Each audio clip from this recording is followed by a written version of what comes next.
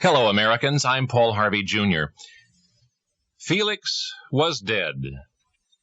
Felix, one of the finest firefighters in Chicago's history, was gone. His reckless daring in the line of duty, considered a premature demise, should have been no surprise. And yet Chicagoans mourned his passing as never before for one of his kind. There is a monument to his bravery at 95th Street and Keene Avenue.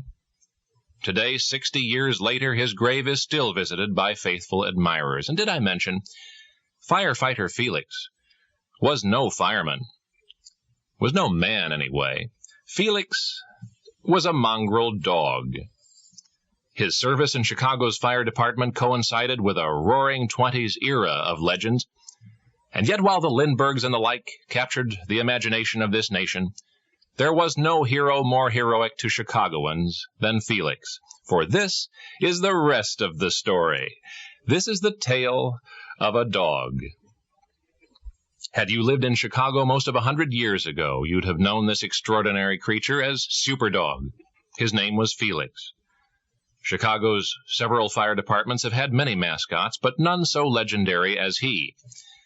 The stories of Rin Tin Tin and Lassie are as nothing compared to the real-life folklore relating to this beloved mascot of Engine Company 25.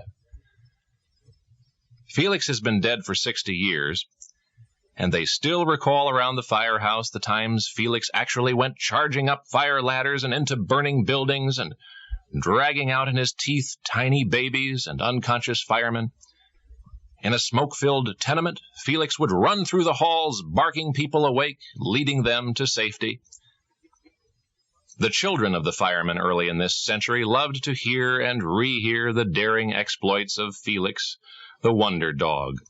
A lot of the word-of-mouth legend has been embellished, to be sure, but there's enough to allow for that and still remember Felix, including the entirely true story of how he came to be. One day, an injured stray mutt puppy limped into the Moelis Coal Company office.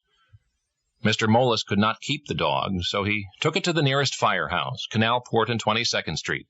That would be Engine Company 25. Everybody loved the little mutt, and as he matured, he learned the fire alert codes, would be first to leap to his feet and onto the truck when there was a call to action. The accounts of his bravery, intelligence, and acrobatic skills on the ladder grew and eventually outgrew Engine Company 25 until they intrigued all of fire-conscious Chicago. And when Felix died in 1925, the city watered his grave with its tears. There's a monument to Felix in suburban Palos Hills, erected by a librarian he never saw in a city where he never lived. And researchers reflect to this day on the premature demise of the Superdog of 60 years ago. For all his daring, for all his heroics, Felix was not consumed by the danger of his voluntary rescues. He was loved to death, killed with kindness, because affectionate neighbors brought to the firehouse, day after day, an overdose of Felix's favorite liver sausage. And now you know the rest of the story.